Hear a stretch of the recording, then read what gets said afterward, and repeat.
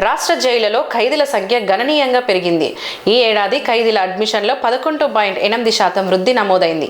ముఖ్యంగా సైబర్ నేరాలు, drunk and drive కేసుల్లో ఖైదీల సంఖ్య భారీగా పెరిగినట్లు తాజా గణాంకాలు వెల్లడిస్తున్నాయి. రాష్ట్ర జైళ్లలో ఖైదీల సంఖ్య ఈ ఏడాది గణనీయంగా పెరిగింది. 2024లో జైళ్లలో 34,811 మంది ఖైదీలు ఉండగా ఈ 2025 నాటికి ఈ సంఖ్య 36,627 మందికి చేరింది. దీంతో ఖైదీల అడ్మిషన్లో 11.8% పెరుగుదల నమోదైంది. శిక్ష పడిన ఖైదీల సంఖ్య కూడా భారీగా పెరిగింది. 2024లో 3,229 మందికి శిక్ష పడగా 2025లో ఈ సంఖ్య 5,856కు పెరిగింది. సివిల్ కేసుల్లో 20 మందికి జైలు శిక్ష పడినట్లు గణాంకాలు చెబుతున్నాయి. సైబర్ నేరాల కేసుల్లో ఖైదీల సంఖ్య రెట్టింపైంది. 2024లో 757 మంది ఖైదీలు ఉండగా 2025లో ఈ సంఖ్య 1,784కు చేరింది.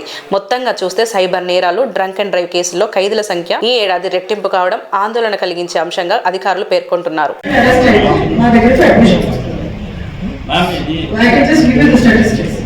మేడం, మీరు ప్రతిసారి లాస్ట్ ఇయర్ కూడా ఏదైతే మీరు మీరు 985 రిజనల్స్ రిలీజ్ అయ్యారు. కేసెస్ 1,558 కేసెస్ సాల్వ్ అయ్యాయి. తర్వాత మీరు చెప్పినట్టు పెట్రోల్ బంక్ అనేది మేము ప్రాఫిట్ ఓరియంటెడ్ నడపడం కాదు, బిజినెస్ కి రిహాబిలిటేషన్ పర్పస్. సో ఎవరైతే మా దగ్గర లైఫ్ టైం బిజినెస్ ఉన్నారో, మొబైల్ పనిచేస్తున్న వాళ్ళకి ఎంప్లాయ్మెంట్ ఇవ్వడానికి, రిలీజ్ అయిన బిజినెస్ కి రిహాబిలిటేషన్ పర్పస్, మెయిన్గా వాళ్ళ ఫ్యామిలీ బయటకు వెళ్ళిన తర్వాత వాళ్ళ ఫ్యామిలీ కట్టడానికి మెయిన్ పర్పస్ అది.